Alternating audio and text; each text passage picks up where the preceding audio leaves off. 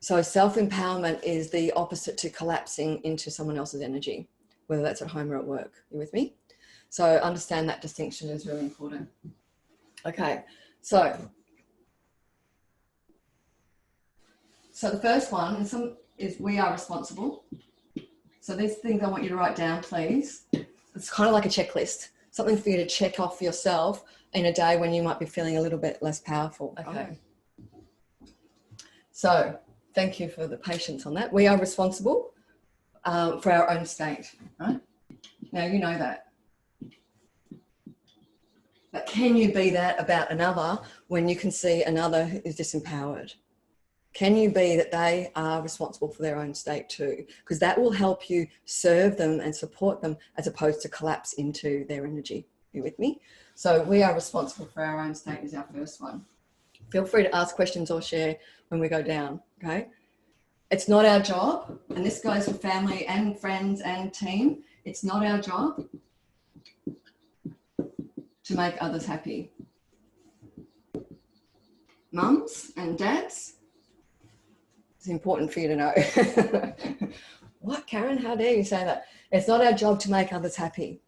This is where we start to unravel the codependent relationships we have in our lives that we don't know that we have, because especially with family, and also as a leader, we can feel like it's our job to make everything okay, especially the nurturer leaders, to make everyone okay and make everyone feel better. So what we do often when we're giving that much, we go into a disempowered state of pulling back then, as opposed to a healthy state of realizing we're doing that and coming back to center. Yeah. So it's not our job to make others happy is an important mantra or statement of awareness to keep handy or close to you, because it will remind you when you're starting to collapse into another's energy. Yes. So that was a big one for me when I realized that it's not my job to make my family happy.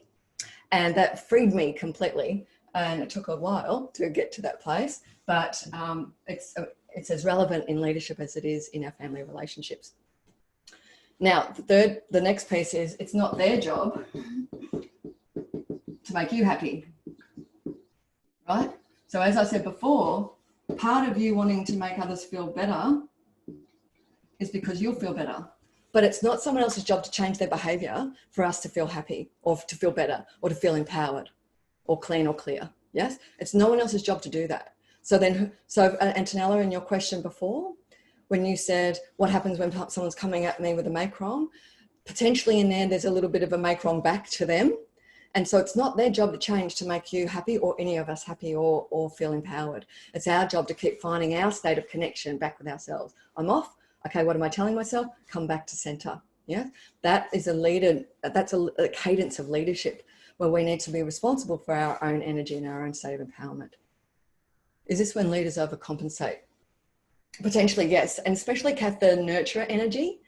So if you remember my framework, some people have seen it, some people haven't.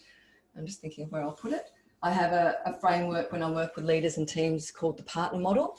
And I won't do it all now, but there's a nurturer here, a dictator here, a loner here, states of leadership, and a partner here. We want to be in partner model, which is equal measures accountability and compassion.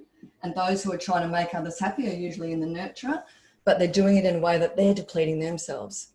So they're overcompensating for gaps in the team. They're taking things back when their team don't know how to do it. They're giving solutions rather than asking questions. And they're stuck in the detail rather than elevating into strategy. And so that can be that nurture energy. We want to move to partner by holding people accountable. And we can only hold people accountable in a way that builds trust and builds engagement, has them buy in with us when we're doing it from a place of partner. Because we do it in dictator, nurture, or loner, we'll lose people. They might do it, but we'll lose trust and they'll disengage. Yeah, I hope that makes sense.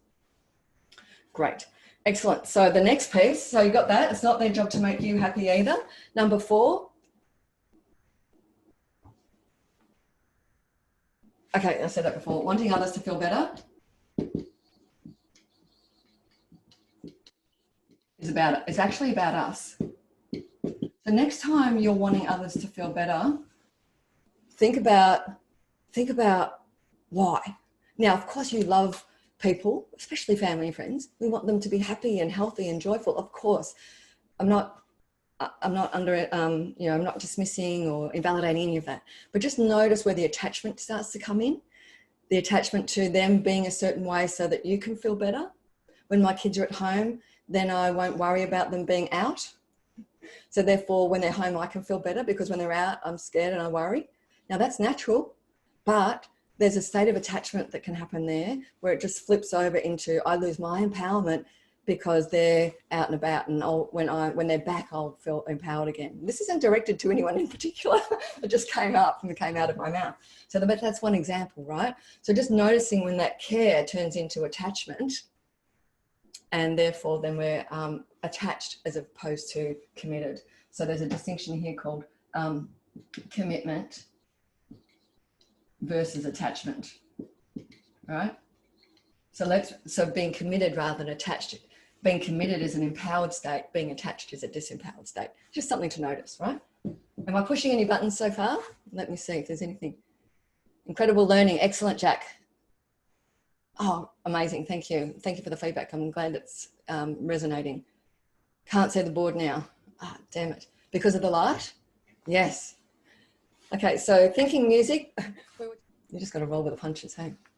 All right. You ready? You got that? How are we going? I'm getting squished in the corner here. All right. Okay, cool. So number 5 is, write this down again. Connection and codependency are different. Are two different things.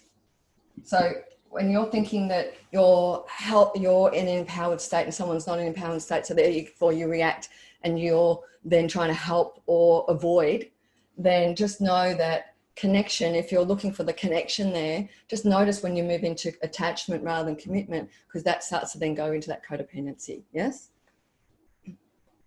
Okay, number 6, true power is allowing all of our feelings.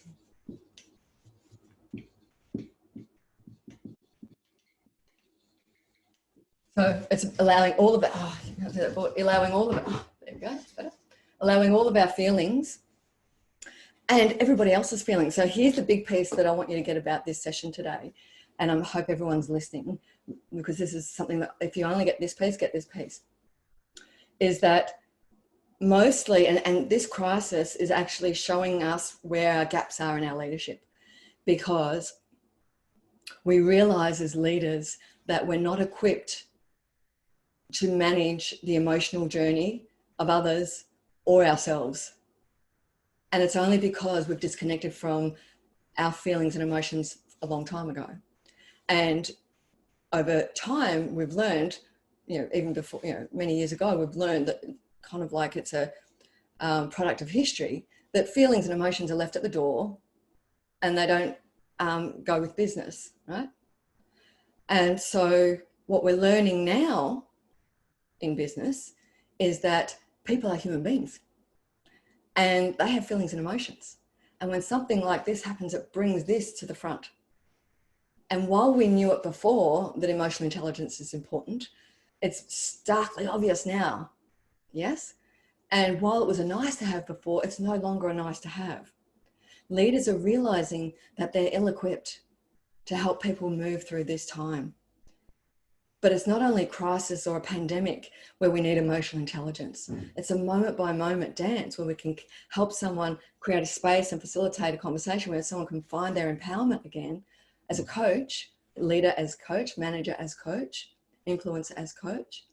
So the point I want to make here is that your job to be an effective leader and someone that people want to follow and someone who can create leaders is that you need to get really good at being able to understand your feelings and emotions, so that you can know your reactions and so that you can support the emotional and feeling journey of someone else in your team or in your influence circles. Yes? And what that requires is listening and questions and presence. And when you do that, you can dance with people. And when they're disempowered, you don't collapse into them, you don't avoid them, you can dance with them. Let them be where they are, hold space for their emotions and their feelings, and they will rise like the cork to the top of the ocean in that space. You don't have to fix it. You don't have to change it. You don't have to avoid them until they get better. You can actually facilitate a process where they can find their empowerment really quickly. But you can only do that when you know this stuff. Yeah? Did everyone get that point? I hope so, because that was a really important point. So the point is, Make sure that you understand how to allow space for your own emotions and feelings so that you can facilitate a space where others can move through theirs and rise again. Because you don't have to make them rise. Motivation is outdated. You've got to help them reconnect with their own inspiration. Yeah. Thank you, Georgie. Awesome. Thank you, Rachel. All right. So then the last one. This is good. Our empowerment is nothing to apologize for. We have the law, right? It's nothing to apologize for. Our empowerment is nothing to apologize for. Own it, love it, be it. As someone said earlier about Mandela's quote, shine the light so others can see that it's possible. The first thing that we do is we feel like we're going to get judged because we're standing out, because we're shining, so we start to clip our wings. But when we know all this stuff and know it's not our job to make others happy or feel better, it's not our job to clip our wings, it's not our job to make their journey easier, it's our job to facilitate a space where they can find their own empowerment. That's the elegance of leadership that most of us don't understand or haven't practiced. And it's really exciting to me, these conversations, because this is a conversation I have with leaders every day. And when they do this work, they realize what they've been missing out on. And it's kind of like magic. It's like magic dust. When they start to do this work, things start to change in the way that they can engage and connect and build trust with their people. Their people start to open up and perform in new ways that they didn't even know was possible, right? So those 7 things are really important.